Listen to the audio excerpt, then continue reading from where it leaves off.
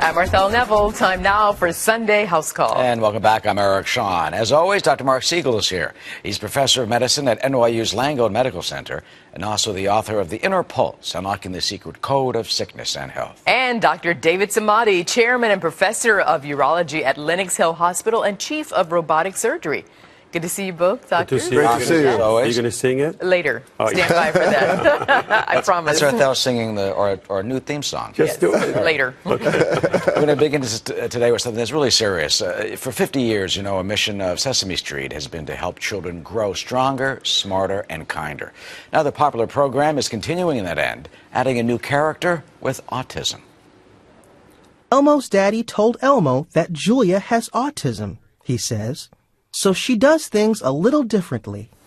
And this development comes as a new study reveals that the brains of children and adolescents with autism, they say, are organized differently than those without the disorder. Dr. Siegel, it seems that autism has become so widespread in our country. Has it been, and why, and what is the effect? Well, first of all, it's increased tenfold over the past 40 years. And it's increasing about 10 to 20% per year. Some of that is because we're better at diagnosing it. And a lot of that is because of changes in the environment which we are not aware of, and genetics are involved. And the study you're talking about out of UCLA looked at just 17 children with autism and 22 without, but they found that the front part of the brain shows increased blood flow when it's not supposed to, and the rest of the brain is not communicating with itself as well as we would like. Now, what does that lead to? It leads to changes in communication. It changes in difficulty finding words. Sometimes autistic children are in their own world. But you know what the Sesame Street idea is doing, which I'm very excited about? They have a digital storybook out called We're Amazing 1, 2, 3. And you showed at the beginning, Eric, Elmo with Julia. Julia's going to be the character on there. Sesame Street does things slowly. They're waiting to hear what the autistic community has to say about this, the autism community. But I watched that video, and I am so happy with the idea that it showed Elmo playing with this little girl. Elmo making her happy. Then another little girl came in. Well, as he should, because this is the deal. These kids are just like everybody else. Absolutely. They're part of our community. The parents love them, just the same as they should. But I want to switch gears here a little bit and talk to you, Dr. Samadi, about this, because Eric sort of touched on it. I want to know why there's so many more cases. Is it that we are just more aware of it? Dr. Siegel said partially it's because of the diagnosis. And will this lead to a cure or possible prevention? It's an excellent question, Arthel, because diagnosing and getting this early on is really the best way to cure these children. Study after study shows that when you diagnose autism early, and early intervention leads to better communication, better motor skills, better social fitting into the society, and on and on. So this is one step forward. And this study basically talks about the MRI. Our brain has different segments, has a frontal, has a occipital, has temporal.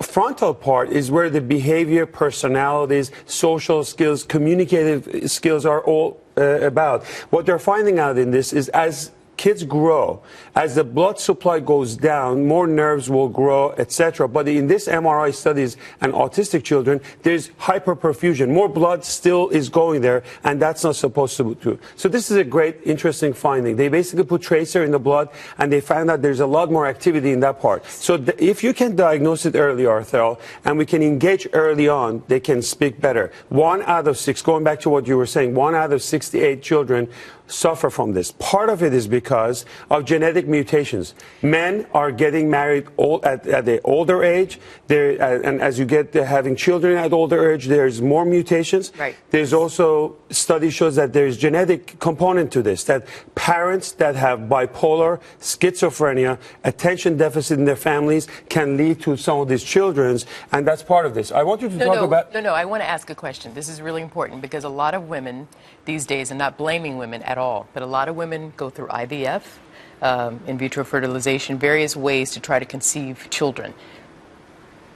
Again, not blaming, is there any correlation to these chemicals that women are using to try to get pregnant? Excellent point. There was a study out on that last year. They have not been able to show that IVF leads directly to autism. You know what is important to tell pregnant women? Multivitamins, prenatal vitamins with folate. Folate decreases your risk of having an autistic child. And here's something else I want to get out there to follow up on your point, Arthel, about you know, they should be treated mainstream. You know what? 40 to 50% of autistic children are average or above average intelligence. Above average intelligence. They may be great in music. They may be great in math. Cooking. And you may have to just ask them a question a couple of times before it registers. And that's what's beautiful about the Sesame Street thing. They have them doing that. You have to take into account some of the changes, some of the differences, but treat them the same. I think the point that Marc is bringing up is extremely important because it's autistic spectrum disorder. So it's a huge spectrum of kids that are completely functional and you may barely detect it, to the kids that are actually like they need a lot of help. So we're basically lumping them all together. But what Sesame Street is doing is extremely important because their life is matter. They are being bullied in schools by 5 times the fold, and we see this in boys actually 5 times more than girls. So now, as a result of this, I think it's going to shed some of the light on this and help other people. Great point that it's 5 times more in boys, which is weirdly why I like that Sesame Street has a girl as a character, because we could forget that young girls can get it too. Boys much more often, but girls also You should get it mention too. something about the genetic component of this. We're finding out that more mutation in something called SYNGAP1, some of the genetic components, has something to do with this. And the whole concept, and I know a lot of people may or may not like this, the concept of vaccines increasing the risk of autism, or a lot of environmental factors, science doesn't support it. Whether this viral load or whatever the vaccine load that we're giving to them can do this, there's no scientific data to back it up. Great point to make. And with all of the billions of dollars we spent studying vaccines, Arthel, we could have been studying other things. And we have to study other environmental triggers that could lead to autism. Plus the genetics. And this is so important to have such a broader understanding for these kids who have this disorder. Catching it early and treating it is very important. And including them, they are very special. Absolutely.